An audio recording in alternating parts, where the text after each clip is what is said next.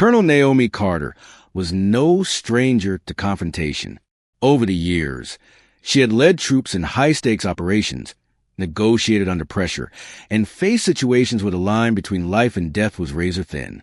But nothing ever quite prepared her for moments like this, the kind that weren't fought on foreign soil, but in her own backyard. She had seen the flashing lights in her rear-view mirror a few minutes ago, sighed, and pulled over. She knew the drill, but it never got easier. The officer knocked on her window, sharp and impatient. Naomi kept her breathing steady as she rolled it down. She looked up into the face of a man who already had an opinion of her before she had even spoken a word. License and registration. The officer demanded. No greeting. No explanation. She met his gaze with measured patience. "Is there a reason I was pulled over, officer?" His lips tightened. "Where you headed?" Naomi held back a sigh. She had a choice here. She could make this easy, comply without question, let him feel in control. Or she could challenge him, not with aggression, but with the quiet authority she had spent decades refining. She reached for her purse, moving deliberately. "I'll be happy to provide my license and registration, but I'd like to know why I was stopped."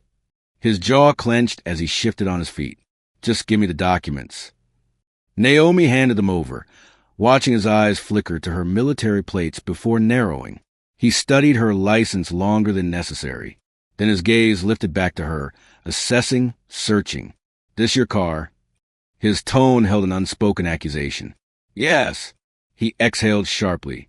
"Step out of the vehicle." The request sent a ripple of quiet tension through her body. She had done nothing wrong, and yet here she was, forced into a position where she had to prove herself for simply existing in the wrong place, in the wrong car, with the wrong skin. But Naomi was not a woman who crumbled under scrutiny. She pushed open the door and stepped out, standing tall. She wasn't in uniform, but she carried herself like she was. Shoulders squared, chin lifted, confidence in every measured movement. The growing crowd on the sidewalk took notice. Some passers-by paused, phones raised. They had seen this scene before, and they knew how it could end. The officer's hand hovered near his holster, a move so practiced it had likely become second nature to him. "Hands where I can see them," he said. Naomi complied, her expression unreadable. "You were driving suspiciously," he added. She arched an eyebrow. "Suspiciously how?" He faltered for just a moment before recovering. "Your tags seem out of state." Naomi exhaled slowly. "I have military plates." That landed like a hammer. His mouth opened, but nothing came out. The silence stretched between them, filled only by the murmurs of the crowd. And then, from behind them, the sound of a car approaching a sleek black vehicle rolled to a stop. A door opened. A man in a senior officer's uniform stepped out. The younger officer stiffened. Naomi didn't move. The senior officer's eyes landed on her, and recognition flickered in them. "Colonel Carter," he said, his voice filled with something the younger officer lacked: respect. The younger officers had jerked toward him in surprise. The senior officer exhaled sharply and turned to his subordinate. "What's going on here?" The younger man hesitated. She was acting suspiciously. The young officer floundered for an answer. Another moment of silence. Naomi finally spoke, her voice calm but piercing. "Officer," she said, "do you know who I am?" He swallowed hard. The senior officer didn't wait for him to respond. "This is Colonel Naomi Carter, a decorated veteran who has served this country for over 2 decades. A murmur ran through the crowd. The young officer's face drained to color. Naomi stepped closer, her voice unwavering. "This isn't about me. It's about how you treat people. Next time, it might not be someone with a title you recognize." The young officer stammered, muttered an apology, but Naomi had already turned away. The senior officer shot his subordinate a warning glare. "We'll talk later," he said. Naomi didn't need to hear the rest. She slid into her car, the weight of the moment settling in. Then, as she was about to drive away, her phone buzzed. A message. "Thank you for what you did today. You're changing more than one life."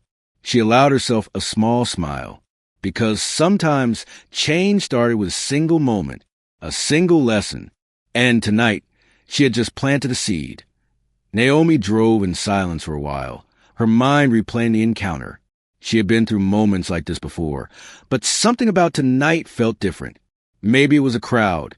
Maybe it was the way the younger officer had looked at her when he realized who she was. Maybe it was the message. She pulled into a quiet parking lot and glanced at the text again. No name, no number she recognized. Her fingers hovered over the screen. Then she typed back, "Who is this?" 3 dots appeared. A response. Just someone who was watching. Someone who needed to see that. "Thank you." Naomi let out a slow breath. She put her phone down and stared out the windshield. She wasn't naive enough to think that one moment could erase years of systemic issues. But maybe, just maybe, it was a step. She thought of the young boy in the crowd, clutching his mother's hand, eyes wide as he had watched the scene unfold. She hoped he had seen more than just conflict. She hoped he had seen power, not the kind that came from a badge or a uniform, but the kind that came from standing firm, staying calm, and demanding respect without anger. Naomi shifted in her seat, gripping the wheel. Tomorrow, she would go about her day. She would command troops, make decisions, and move forward. But she knew this moment would linger, not just for her, for the young officer, for the crowd, for the boy, for the nameless person who had sent her that message. Change didn't come in waves. It came in ripples. And tonight, Naomi Carter had made one. The young officer sat across from his superior in a quiet office the next morning, his hands clasped tightly in his lap. His mind was still spinning from the previous night. He had spent hours thinking about it, replaying his words, his actions. For the first time in a long time, he saw himself not just as a cop, but as a man, one who had made a mistake. His superior leaned forward. "What do you have to say for yourself?" The young officer took a deep breath. "I want to be better." And with that, another ripple formed.